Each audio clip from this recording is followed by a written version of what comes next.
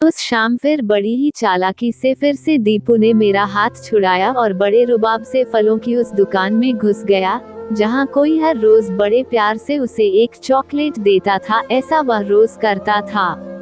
हालांकि मुझे फलों वाले चाचा के अलावा वहां कभी कोई देखा नहीं, लेकिन दीपू हमेशा उस लड़की के बारे में बात करता जो उसे रोज एक चॉकलेट देती थी। खैर, बस आ गई थी और काफी देर से बस स्टैंड पर इंतजार करते करते मेरे पैर भी थक गए थे। मैंने दीपू को आवाज लगाई। अंदर से दीपू दौड़ता हुआ आया और हर रोज की तरह मुझे अपने अंदाज में चॉकलेट दिखाते हुए बस में चढ़ गया। हर बार उसके इस तरह से चॉकलेट दिखाकर मुझे चिढ़ाने पर मैं मुस्कुरा जाता और अनायास ही पीछे मुड़कर फलों की उस दुकान में किसी को खोजने की कोशिश करता, लेकिन ना जाने क्यों हर रोज की तरह फलों वाले चाचा के अलावा मुझे कोई वहां नजर नहीं आता। लगभग 2 साल पहले का वो दिन जब दीपू में और संगीता खुशी खुशी संगीता के घर से आ रहे थे कि अचानक एक तेज रफ्तार वाला ट्रक हमारे सामने आ गया। मुझे कुछ समझ आता तब तक हमारी कार पलटकर रोड की दूसरी साइड पर चली गई थी। 2 दिन बाद जब मुझे हॉस्पिटल में होश आया तो मुझे कुछ समझ नहीं आ रहा था कि क्या हुआ। मैंने माँ से संगीता और दीपू के बारे में पूछा। उन्होंने बताया कि दीपू पास वाले वार्ड में है और अब ठीक है। और संगीता के बारे में पूछने पर माँ फुट फुट कर रोने लगी।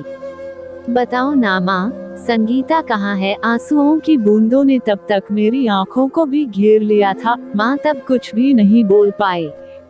मुझे संगीता के साथ बिताए हर पल याद आ रहे थे।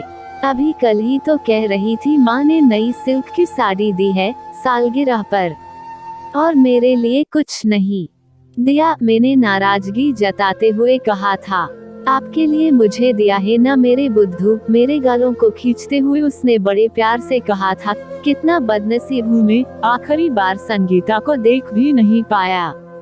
यह सोचकर मैं फुट फुट कर रोने लगा था। पापा चॉकलेट। दीपू की आवाज सुनकर मेरा ध्यान टूटा। आंटी ने कहा है पापा को भी खिलाना, दीपू ने कहा। मैं बस मुस्कुरा दिया। आज जब घर आया तो माँ फिर मुंह फुलाकर बैठी थी। अपने लिए ना सही पर कम से कम दीपू के लिए तो शादी कर लो। माँ ने कहा, दीपू को संभालने के लिए आप सब हो ना माँ, फिर दूसरी शादी की क्या जरूरत कहकर मैंने हमेशा की तरह बात को टाल दिया। दीपू के लिए माँ की जरूरत मुझे भी लगती थी, पर मैं हमेशा यही सोचता कि क्या कोई और दीपू को उतना प्यार दे पाएगा।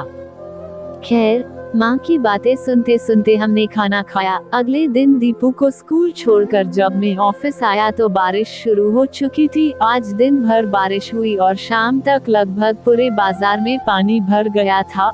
ऑफिस बंद हो गया था, लेकिन बारिश बंद होने का इंतजार करते करते 1 घंटा होने को आया था। पास की एक दुकान से मैंने रेनकोट खरीदा और दीपू को लेने स्कूल की तरफ निकला, लेकिन रास्ते में पड़ने वाले नाले की वजह से आगे जाने का रास्ता बिल्कुल बंद था। मैंने दीपू के स्कूल में फोन किया तो पता चला सारे बच्चे स्कूल से जा चुके हैं और दीपू भी उन्हीं के साथ स्कूल से निकल गया।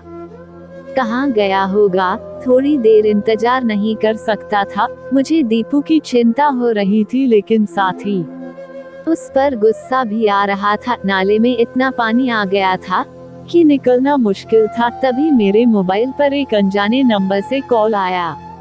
मैंने रिसीव किया तो सामने से किसी लड़की की आवाज आई, दीपू दुकान पर आ गया है, आप चिंता मत कीजिएगा। सामने से आवाज आई, कौन सी दुकान पर और आप कौन बोल रही हैं? मैंने पूछा, चॉकलेट वाली आंटी। उसने इतना कहा और कॉल कट गया। लेकिन मैं लेने जाने ही वाला था।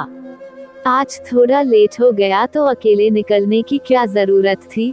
उसे कुछ हो जाता तो एक के बाद एक मेरे मन में कई सवाल चल रहे थे। खैर, मैं दूसरे रास्ते से होता हुआ बस स्टैंड पहुंचा। आज भी दुकान पर फलों वाले चाचा ही खड़े थे। दीपू यहाँ है क्या चाचा? आज मैं पहली बार चाचा से बोला था। उन्होंने अंदर देखते हुए आवाज लगाई, नीतू, दीपू के पापा आए हैं, दीपू को भेजो। मेरी आवाज सुनकर अंदर से दीपू दौड़ता हुआ आया। पता नहीं क्यों आज मुझे ऐसा लग रहा था जैसे मैं बरसों बाद दीपू से मिल रहा था। अकेले आने की क्या जरूरत थी, मैं आ ही रहा था ना। मैंने दीपू को गोद में उठाते हुए बोला, तभी पीछे से आवाज आई, लीजिए आप भी सर पोंछ लीजिए, गिले बालों में सर्दी बड़ी जल्दी बैठती है। मैंने पीछे देखा, गुनगुनाले बाल जैसे बारिश के बादल जमीन पर उतर आए हो, आंखें जैसे कुछ कहना चाह रही हो, होंठ जैसे गुलाब की पंखुड़ियां हो।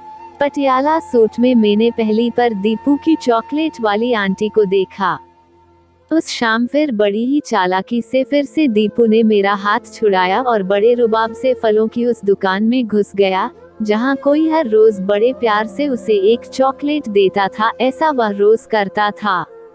हालांकि मुझे फलों वाले चाचा के अलावा वहां कभी कोई दिखा नहीं, लेकिन दीपू हमेशा उस लड़की के बारे में बात करता जो उसे रोज एक चॉकलेट देती थी। खैर, बस आ गई थी और काफी देर से बस स्टैंड पर इंतजार करते करते मेरे पैर भी थक गए थे। मैंने दीपू को आवाज लगाई। अंदर से दीपू दौड़ता हुआ आया और हर रोज की तरह मुझे अपने अंदाज में चॉकलेट दिखाते हुए बस में चढ़ गया। हर बार उसके इस तरह से चॉकलेट दिखाकर मुझे चिढ़ाने पर मैं मुस्कुरा जाता और अनायास ही पीछे मुड़कर फलों की उस दुकान में किसी को खोजने की कोशिश करता, लेकिन ना जाने क्यों हर रोज की तरह फलों वाले चाचा के अलावा मुझे कोई वहां नजर नहीं आता। लगभग 2 साल पहले का वो दिन जब दीपू में और संगीता खुशी खुशी संगीता के घर से आ रहे थे कि अचानक एक तेज रफ्तार वाला ट्रक हमारे सामने आ गया। मुझे कुछ समझ आता तब तक हमारी कार पलटकर रोड की दूसरी साइड पर चली गई थी। 2 दिन बाद जब मुझे हॉस्पिटल में होश आया तो मुझे कुछ समझ नहीं आ रहा था कि क्या हुआ। मैंने माँ से संगीता और दीपू के बारे में पूछा। उन्होंने बताया कि दीपू पास वाले वार्ड में है और अब ठीक है। ऐसे ही कहानी सुनने के लिए चैनल को सब्सक्राइब जरूर करें और बेल आइकन को दबाना ना भूलें। धन्यवाद।